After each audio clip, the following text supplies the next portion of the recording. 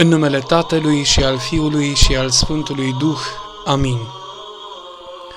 Femeile au fost primele care au preaslăvit pe Hristos cel înviat, iar apostolii, primii care au suferit pentru El. Femeile erau pregătite cu miresme, iar apostolii pentru chinuri. Femeile au intrat în mormânt, iar apostolii aveau să intre curând în temnițe. Femeile s-au grăbit să-și arate lauda, iar apostolii au îmbrățișat lanțuri pentru El. Femeile au vărsat mir, iar apostolii și-au vărsat sângele. Drept măritoare creștine, tinere, doamne și bunici, iubiți frați întru Hristos Domnul, dragi copii și tineri, Hristos a înviat. Duminica a treia după Paști este dedicată femeilor mironosițe, numindu-se astfel, așa cum se cuvine și în calendarul Bisericii Ortodoxe. Și pentru că toți suntem la capitolul calendar, așa cum am amintit și în predica din duminica trecută a Tomii, curgerea timpului este esențială în modul de sfințire al omului în general și al credincioșilor ortodoxi în special. De aceea, după 20 de veacuri creștine, repetându-se an de an taina aceasta a pătimirii, răstignirii, morții și învierii Domnului Iisus Hristos, El fiind centrul întregii misiuni și propovăduiri evanghelice, avem în calendar atât de multe nume de sfinți pe care Dumnezeu îi iubește. Între aceștia se regăsesc și femeile, aceste ființe pe care Dumnezeu le-a înzestrat superior bărbatului și de care s-a folosit pentru a repara greșeala pe care, de asemenea, femeia a început-o în grădina Raiului.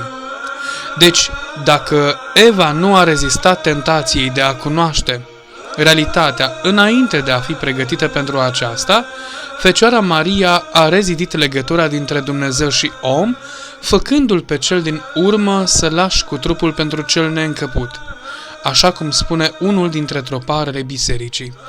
Hristoase pe toate umplându-le cel ce ești necuprins. E vorba de troparul cădirii, în mormânt cu trupul. Din curiozitate, în pregătirea cuvântului meu pentru frățiile voastre, am constatat că în calendarul Bisericii Ortodoxe Române sunt trecute 230 de sfinte, între care 62 de sfinte cuvioase monahii, 7 sfinte împărătese, 11 sfinte mari mucenițe, 6 sfinte mironosițe, Ioana, Maria lui Cleopa, Maria Magdalena, Salomea, Maria și Marta, surorile dreptului Lazar. Apoi, 116 sfinte mucenițe și celelalte până la 230 sfinte cu sau fără funcții, făcând sau nu parte dintr-o ceată oarecare. E de ajuns să ne gândim numai la sfinte precum Parascheva de la Iași, Teodora de la Sihla, Filofteia de la Curtea de Argeș, Xenia din Petersburg sau Elena, mama Sfântului Împărat Constantin cel Mare, cel care a dat libertate de exprimare creștinilor, și vom înțelege importanța, modul și rostul femeii în viața acestei lumi. În cuvântul de față vom vorbi cu ajutorul lui Dumnezeu și al Maicii sale, pe care îi rog să mă miluiască cu suflarea Duhului și cu cuvânt cu putere, pe de o parte despre importanța femeilor mironosițe în evenimentul răstignirii, morții și învierii Domnului, învățând de la ele că Dumnezeu se arată cui îl caută, precum și dragostea și curajul femeilor credincioase din ziua de astăzi, care mărturisesc prin propriile vieți pe Dumnezeu pe de altă parte. Așadar, cu rugămintea de a fi atenți câteva minute la mesajul Evangheliei de astăzi și la îndemnurile pe care vi le-am pregătit, vă promit că vom avea de unde să punem început bun din nou vieții noastre, care pentru încă o săptămână se afundă în grijile acestei lumi. Nu vom pleca singuri la drum nici de această dată. O pleiadă de sfinți și de teologi m-au ajutat în compunerea cuvântului, precum Petru Hrisologul, Sfântul Grigorie Palama, Arhimandritul Iulius Scriban sau contemporan cu noi, prefericitul Părinte Patriarh Daniel, Părintele Nicolae Tănase și mulți alții. Să nu vă tulburați dacă vor fi pasaje pe care nu le putem înțelege. Vom avea de acum vreme să le înțelegem pe deplin. Vom merge înapoi în timp un pic mai mult decât de obicei și ne vom opri la cartea Deuteronomul, capitolul 22, versetul 13, adică până în zorii Vechiului Testament, de unde vom înțelege evoluția statutului femeii, cunoscut atunci prin metafora femeii ca proprietate, citez, dacă un bărbat își va lua femeie, până la extremismul feminismului din zilele noastre. Revenind însă, Părintele Cătălin Vatamanu, specialist în studiul Vechiului Testament, ne facilitează modul în care era percepută femeia în urmă cu peste 5.000 de ani.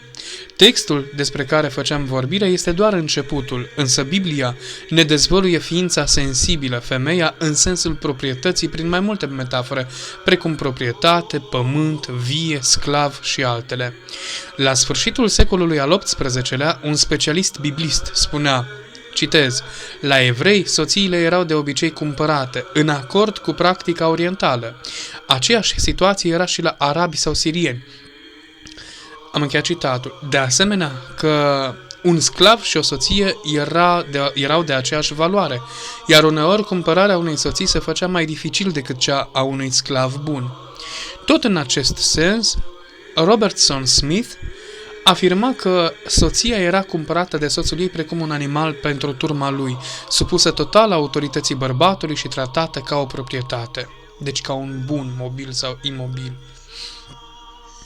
Până la plinirea vremii, așa cum ne spune epistola către Galateni a Sfântului Apostol Pavel, evoluția statutului femeii devenise dintr-unul de proprietate în cel de slujitor al stăpânului casei, unde bărbatul conducea activitatea gospodăriei, fără însă a mai aplica tratamente urâte, grave, decât în cazul adulterului, de unde și teama Sfântului și dreptului Iosif de a împreună purta povara sarcinii Fecioarei Maria cu pruncul Iisus, ce se cheamă Hristos, după cum ne spune Biblia.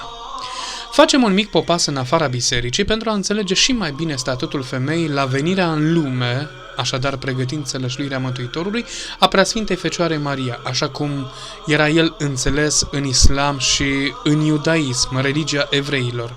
Promit să fie scurt.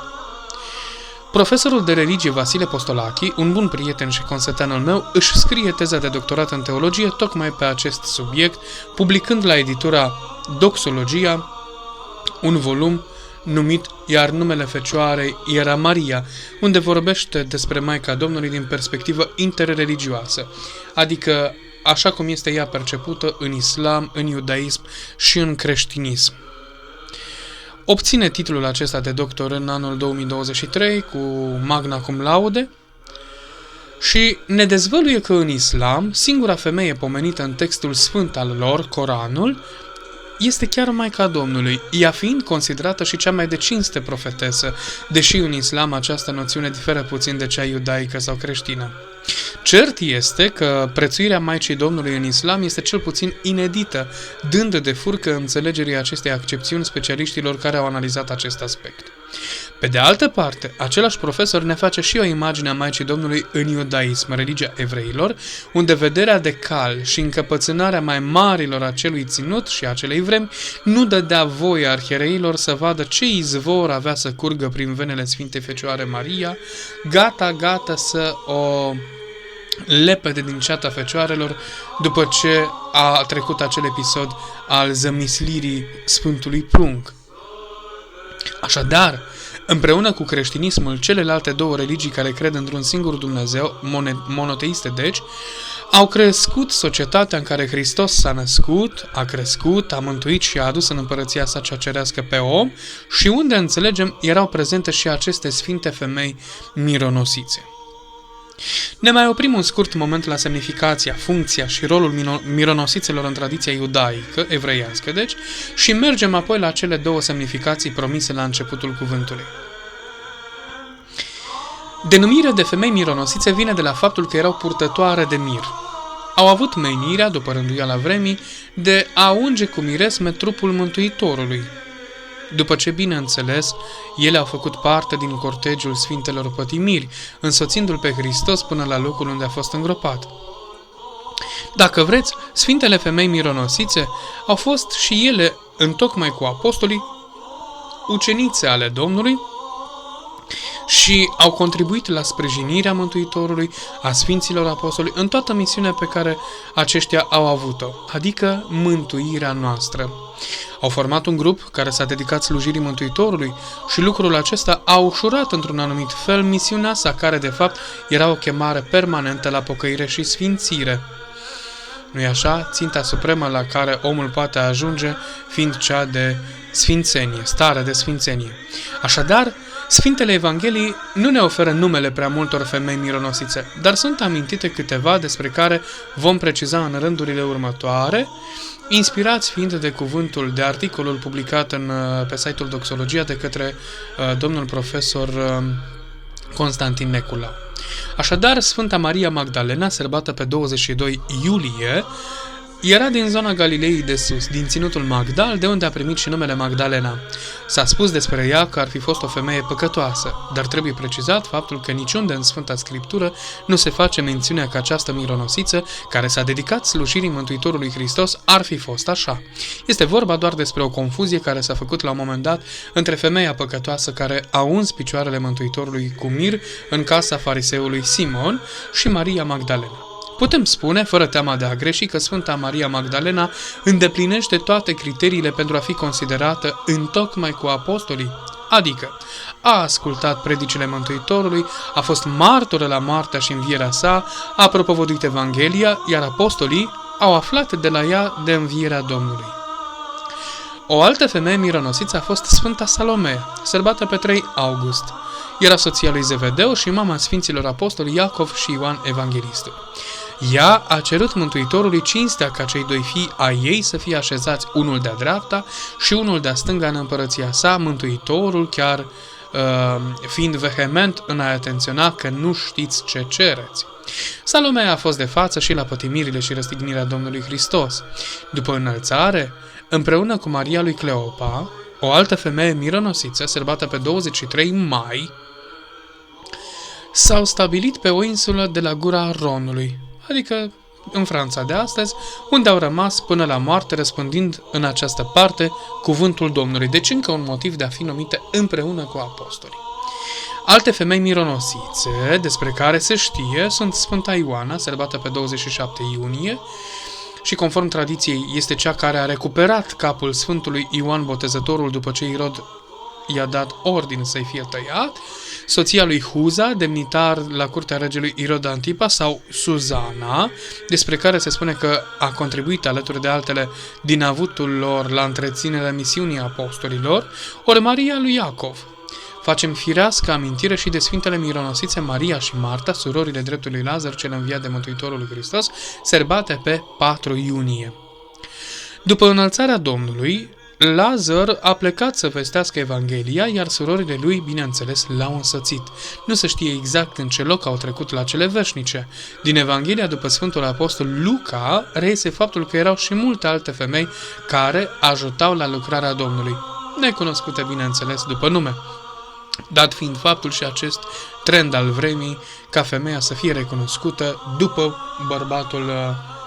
bărbatul lor. Odată cu întemeierea bisericii creștine, femeia a avut o contribuție importantă la dezvoltarea bisericii.